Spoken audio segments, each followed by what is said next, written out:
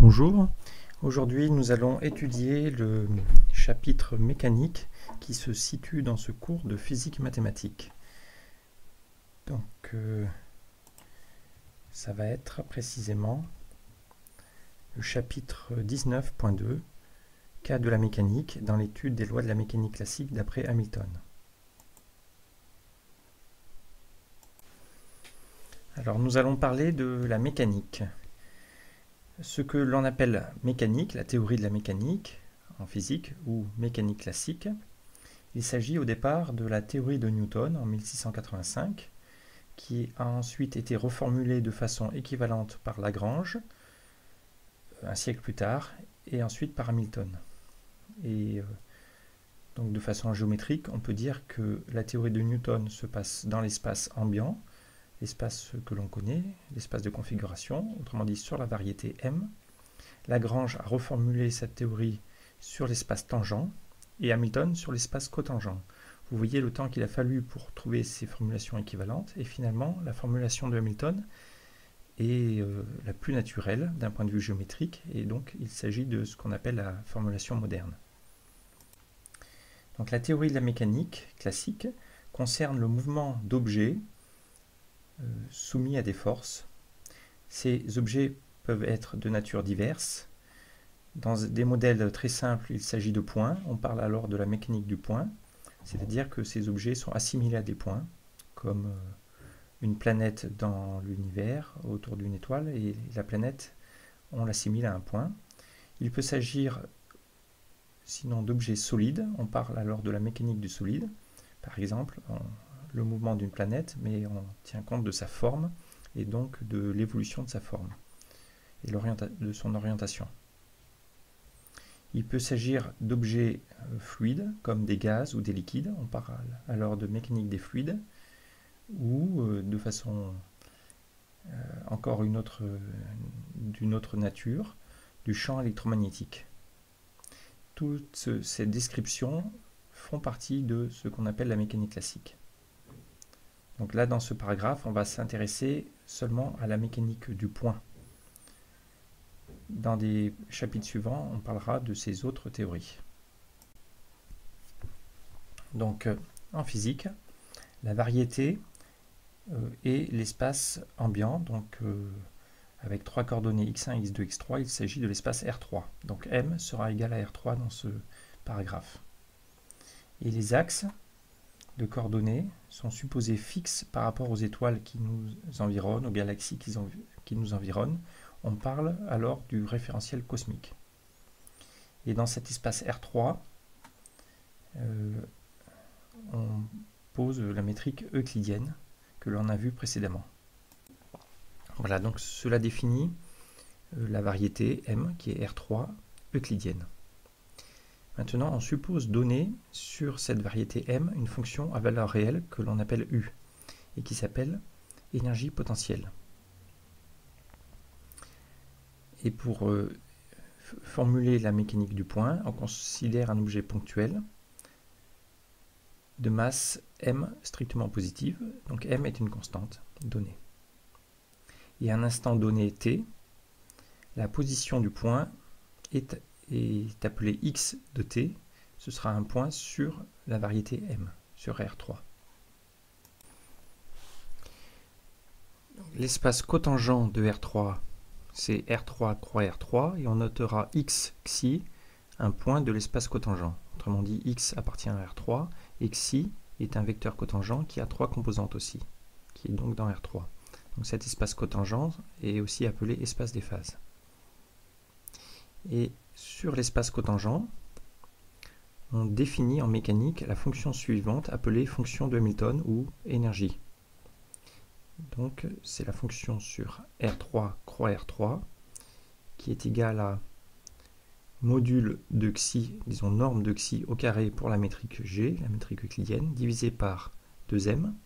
Ce terme-là est appelé énergie cinétique de la particule, plus la fonction U de x, qui dépend donc que de x, qui est appelée énergie potentielle.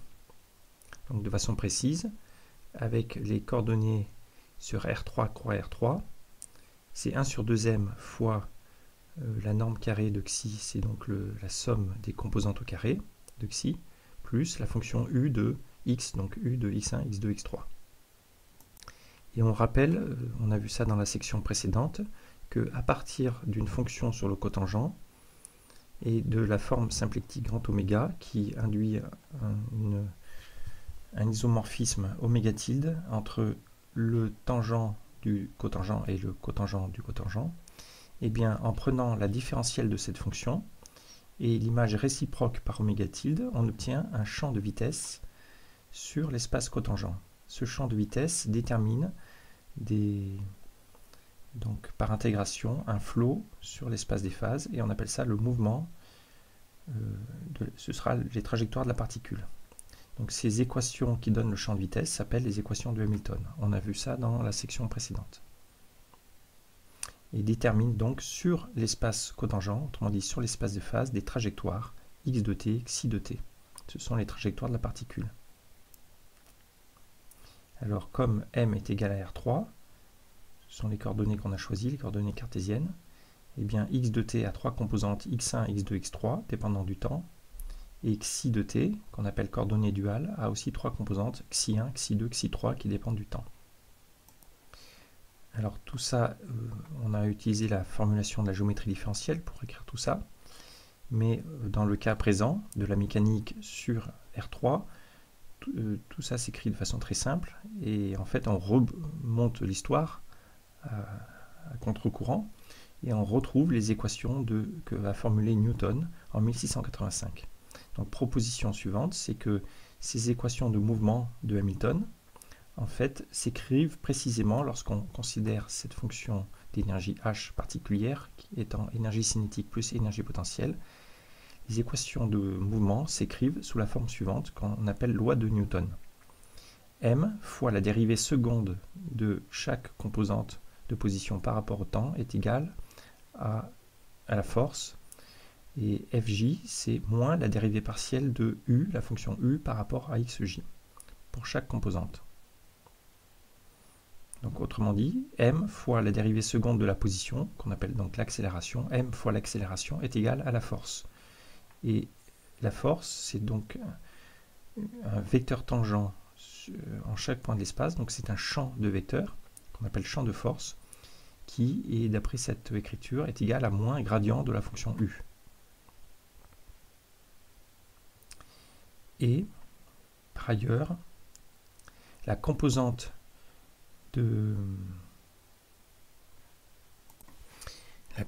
xij du vecteur cotangent est égale à m fois dxj sur dt. Et le vecteur cotangent xi est appelé impulsion ou quantité de mouvement. Autrement dit, le vecteur xi, ses composantes s'identifient aux composantes de m fois la vitesse. On insiste pour dire que ici, cette formulation donne les composantes et donc on est sorti du cadre de la géométrie différentielle. En effet, là il y a quelque chose de pas très correct, c'est que le vecteur vitesse dx sur dt c'est un vecteur tangent sur la variété m, alors que xi est un vecteur cotangent. Donc on fait une sorte d'identification entre vecteur tangent et cotangent. En réalité, cette identification, on n'a pas le droit de le faire, il faut utiliser la métrique pour le faire. On verra ça un peu plus loin. Alors, démonstration de cette proposition, eh bien on part des équations de Hamilton. Rappelez-vous, les équations de Hamilton, de façon géométrique abstraite, c'est cette équation. Dans un système de coordonnées, ça s'écrit comme cela. Et donc, on va partir de ces équations.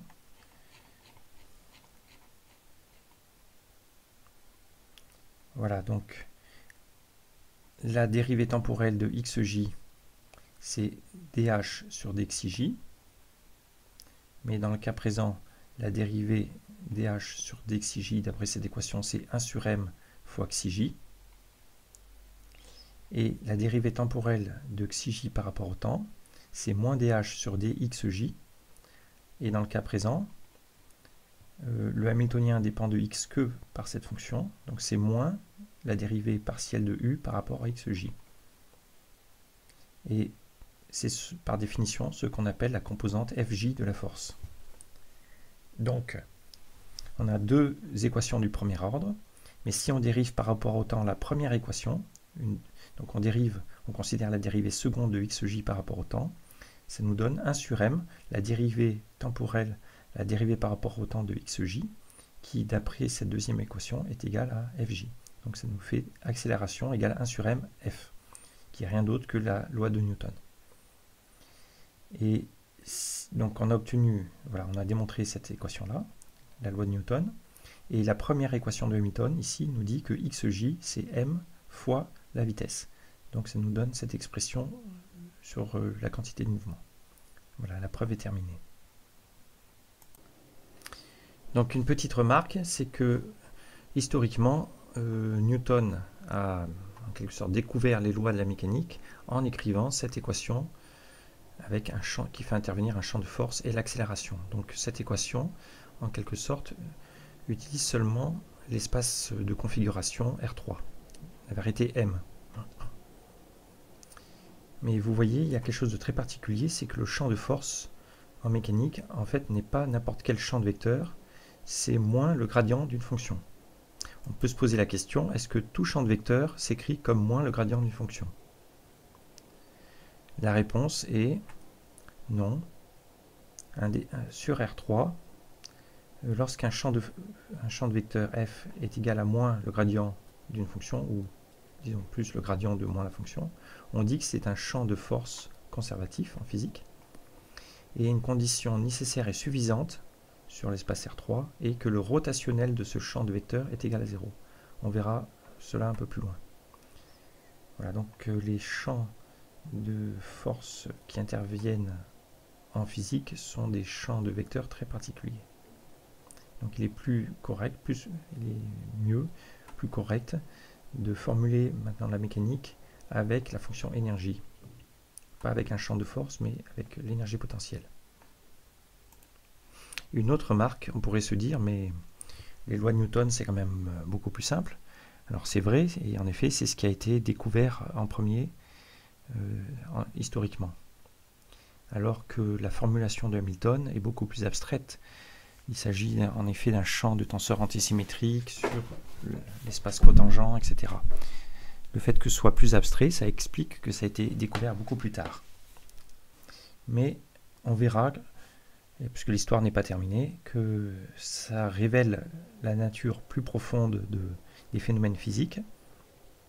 Et d'ailleurs, une première chose, c'est que le fait que dans les équations de Hamilton, la formulation utilise ce tenseur antisymétrique oméga qui est canonique sur le cotangent, ça apparaît, ça se traduit dans la loi de Newton par le fait que la loi de Newton est du deuxième ordre en temps et fait intervenir l'accélération et non pas la vitesse.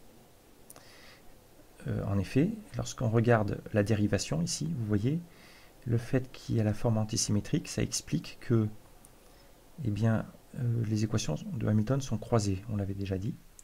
La dérivée temporelle de x dépend en quelque sorte de la dérivée partielle par rapport à xi, et la dérivée temporelle de xi fait intervenir moins la dérivée partielle par rapport à x. Et au final, ça se manifeste dans le fait que les équations de Newton sont du deuxième ordre par rapport au temps, parce qu'on a dû combiner ces deux équations pour obtenir l'équation de Newton. Et historiquement, il faut savoir que bien qu'on apprend ça maintenant, les équations de Newton au lycée, en quelques mois, disons, ça paraît très simple, mais historiquement, cela a occupé Newton et un autre physicien appelé Hooke pendant plusieurs années. Et pour ça, on conseille de lire ce petit livre de Arnold sur l'histoire de Newton et Hooke et d'autres physiciens de l'époque sur la découverte de la gravitation. Un petit livre passionnant. On va faire une remarque très simple, mais qui est utile. Donc on a dit qu'il fallait formuler les équations de Hamilton dans un référentiel cosmique. Donc pas n'importe quelle coordonnées, mais des coordonnées fixes par rapport aux étoiles et aux galaxies. En fait, ça peut être un peu plus général, et ce qu'on, par définition, on appelle un référentiel galiléen, c'est un système de coordonnées qui est en déplacement à vitesse constante par rapport aux coordonnées cosmiques. Donc c'est un référentiel qui peut se déplacer à vitesse constante, mais les axes doivent rester, la direction des axes doit rester fixe. C'est ce qu'on appelle un référentiel galiléen. Voilà.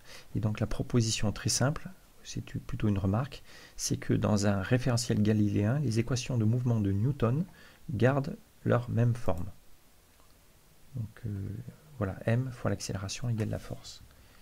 Et la justification est très simple, c'est que si jamais les coordonnées, on change de coordonnées juste en rajoutant une constante fois le temps, autrement dit on passe d'un référentiel cosmique à un référentiel galiléen quelconque, et bien l'accélération, lorsqu'on dérive, on dérive deux fois et donc ce terme disparaît. L'accélération est inchangée et donc la forme des équations de Newton est inchangée.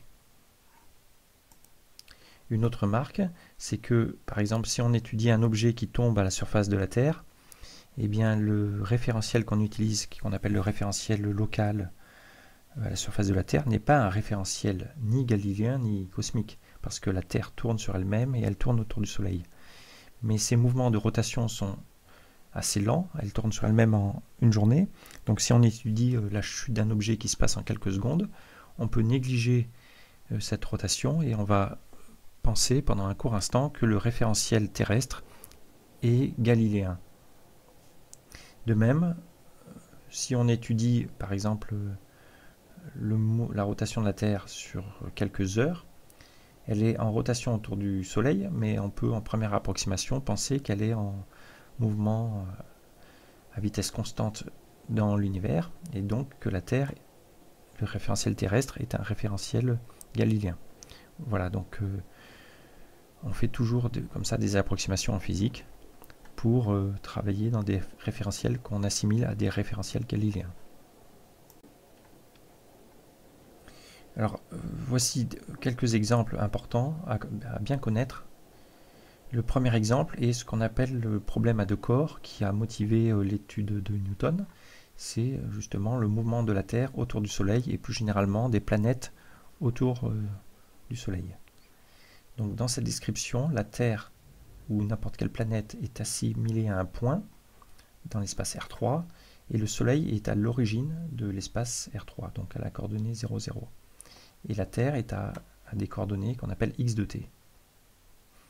La masse de la Terre est une constante, c'est très grand, c'est 6 fois 10 puissance 24 kg.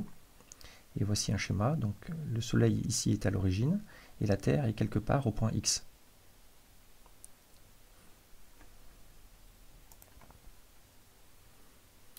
Et on souhaite donc décrire la mécanique de ce point X, donc la trajectoire de la Terre autour de son étoile. Alors, il s'agit encore d'une découverte de Newton, c'est que dans ce cas présent, l'énergie potentielle que subit la Terre du fait de la présence du Soleil et de sa masse importante, eh bien cette énergie potentielle est égale, c'est une fonction de x qui est égale à moins une constante fois 1 sur norme de x, où norme de x est donc la distance Terre-Soleil. Et cette constante, c'est égal à la masse de la Terre, m, fois la masse du Soleil, qui vaut 2 puissance 10, 2 fois 10 puissance 30 kg, fois une constante universelle qu'on appelle constante universelle de la gravitation, qui est, elle, par contre, une valeur très petite par rapport aux unités humaines standards, de l'ordre de 10-10, vous voyez, newton mètre carré fois kilo carré. Donc voici l'expression de l'énergie potentielle. À partir de cette expression, on peut écrire les équations de Hamilton et déduire le champ de vitesse de la Terre dans l'espace cotangent et donc déduire la trajectoire de la Terre ou de n'importe quelle planète. C'est ce que l'on fera dans un exercice suivant. Mais pour le moment, faisons remarquer juste des petites choses.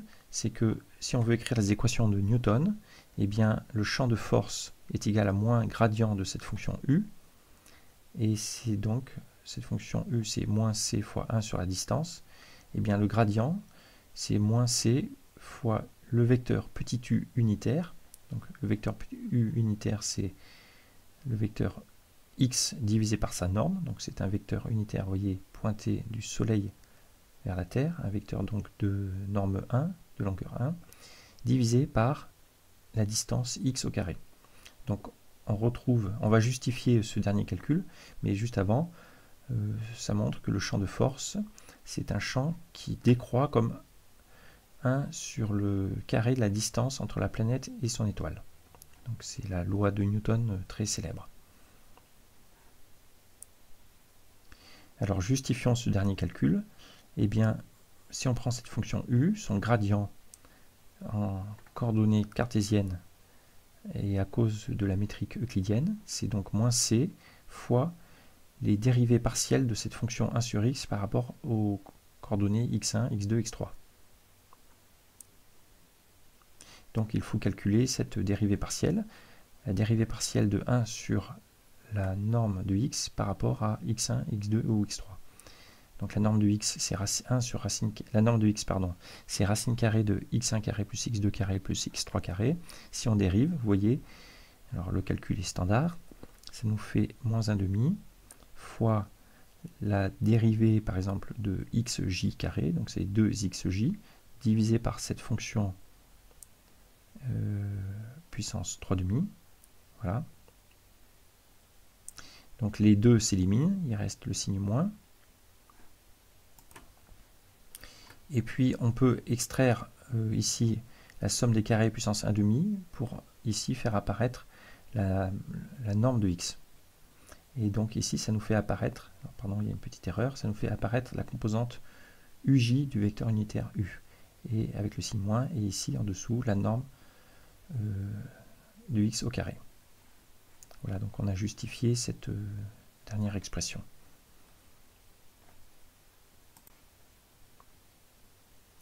Et on déduit donc les équations de mouvement de Newton, c'est que l'accélération est égale à 1 sur m fois la force, qui est donc, ça nous donne, bon, on a utilisé, donc ça nous fait moins u sur la distance au carré, fois la constante c, divisé par m, ça fait donc la constante g fois la masse du Soleil.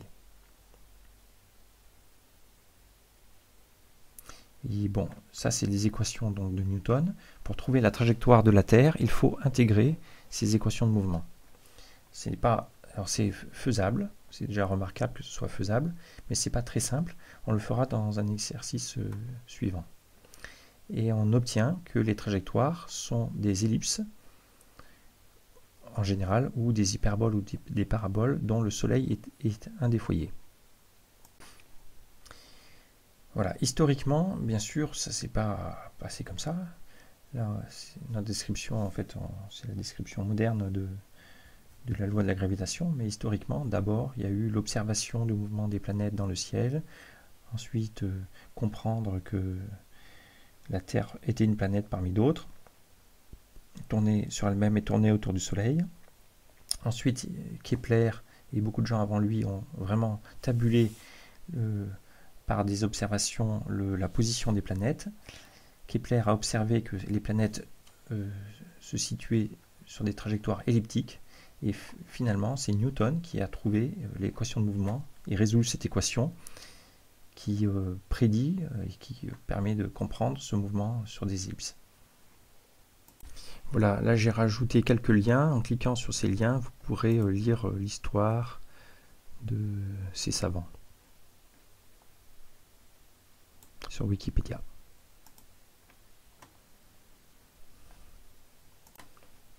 Faisons une remarque importante sur les équations que l'on a obtenues. Eh bien, vous voyez, dans l'équation de Newton finale, l'accélération dépend donc de la distance au Soleil, de la masse du Soleil et d'une constante universelle. Ça ne dépend plus de la masse de la Terre.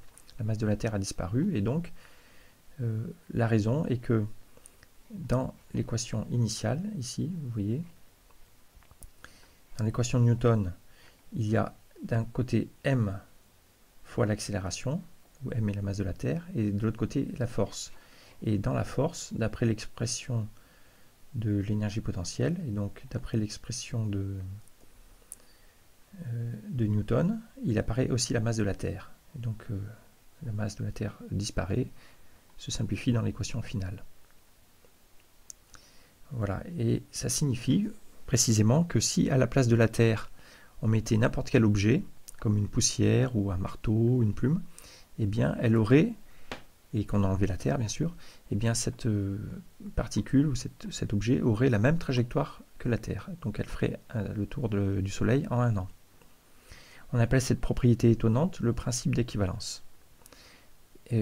Cette propriété apparaît ici comme une coïncidence du fait que la masse, ce qu'on appelle la masse inertielle, c'est la masse qui apparaît avec l'accélération dans la formule de Newton, est égale à la masse pesante. Autrement dit, même dans les équations de Hamilton, c'est une coïncidence. Ça vient du fait que la masse inertielle ici, ce paramètre, est égal à la masse qui intervient dans l'énergie potentielle. Et tout cela se simplifie à la fin. Eh bien, il faut savoir historiquement que ce principe d'équivalence a vraiment questionné les physiciens pendant longtemps, au XIXe siècle. Il y a eu des expériences, d'ailleurs il y en a toujours, très précises pour voir s'il n'y aurait pas une sorte de différence très fine qu'on pourrait observer. Mais Einstein, au début du XXe siècle, s'est vraiment interrogé sur ce principe d'équivalence, et c'est ça qui l'a, parmi d'autres raisons, qui l'a poussé et inspiré pour établir sa théorie de la relativité générale, dont on parlera un peu plus loin.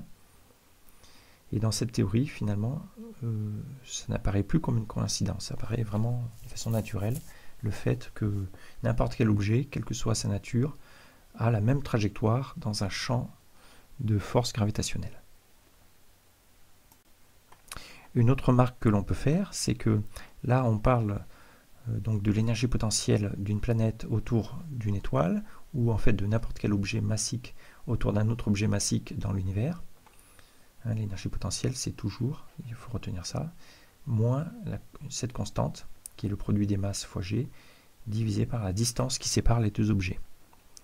Eh bien, il se trouve, de façon un peu surprenante, que cette énergie potentielle a exactement la même forme dans une autre situation, à une autre échelle.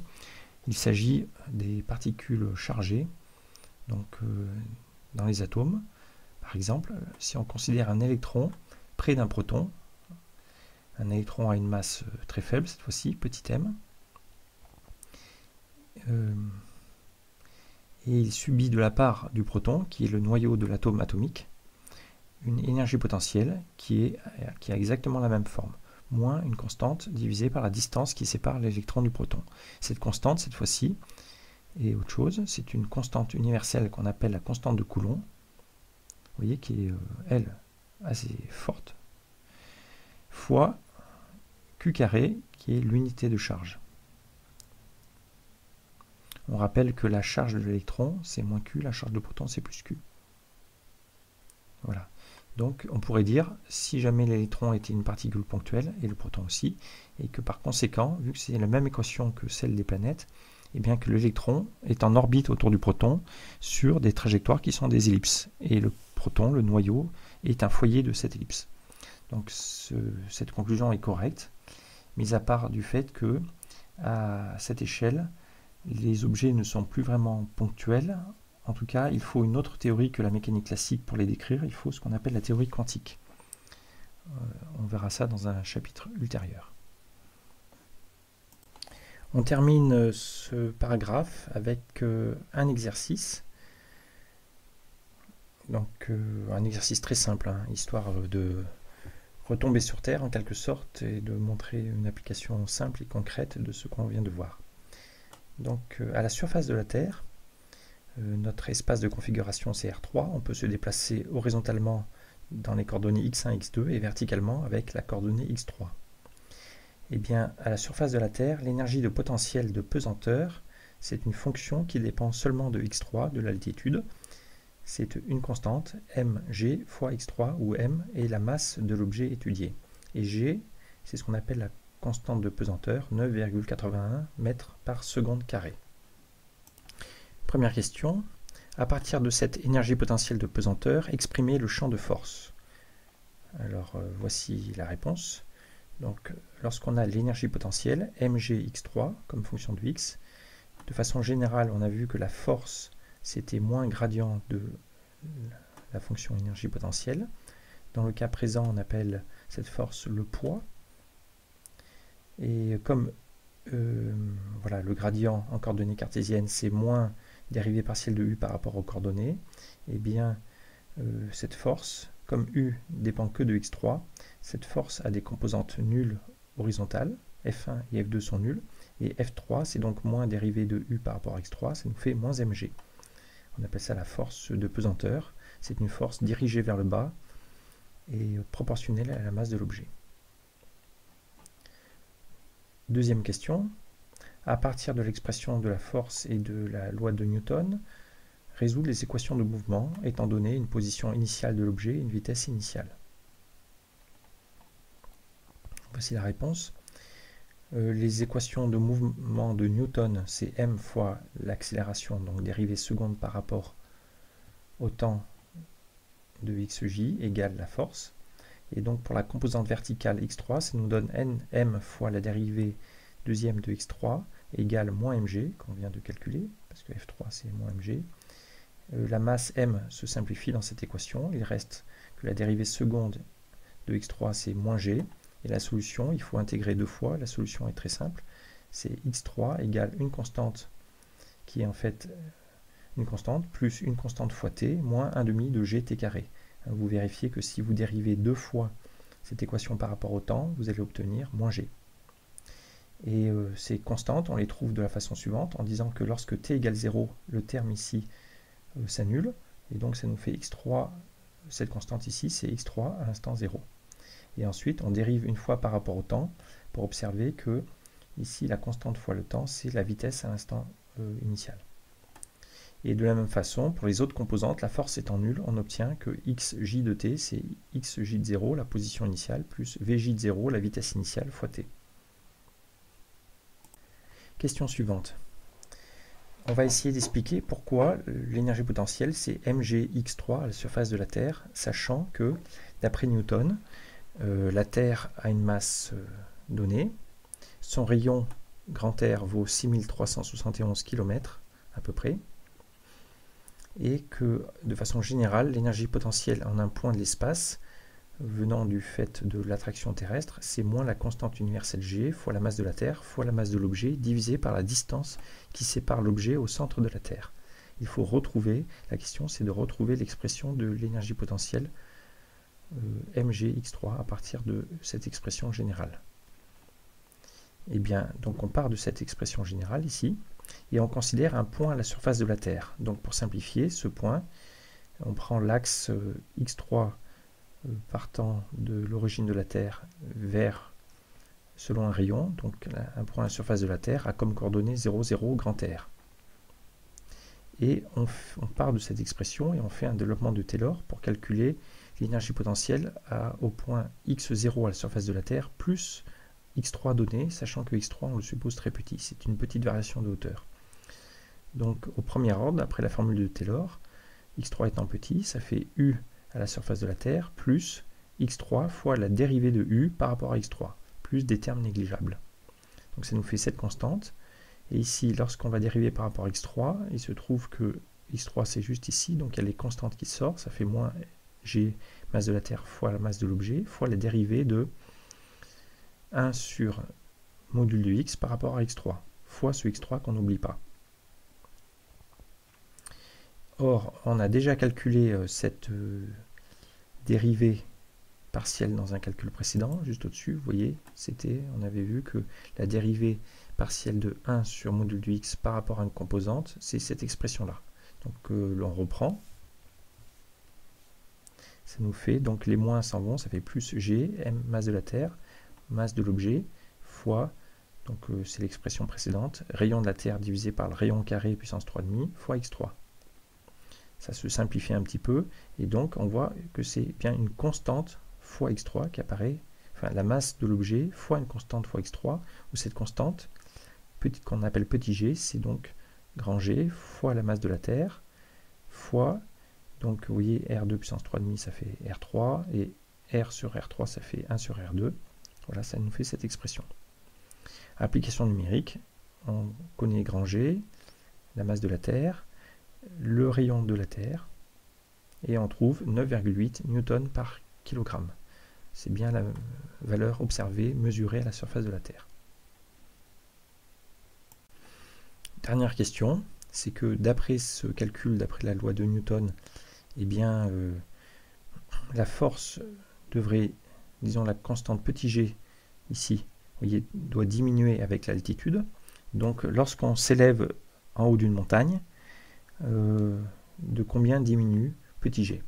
C'est la question. Lorsqu'on, par exemple, on monte à 10 km de haut, bon, c'est plus haut que l'Everest, mais si on faisait une expérience en ballon stratosphérique, quelle serait la valeur de petit g?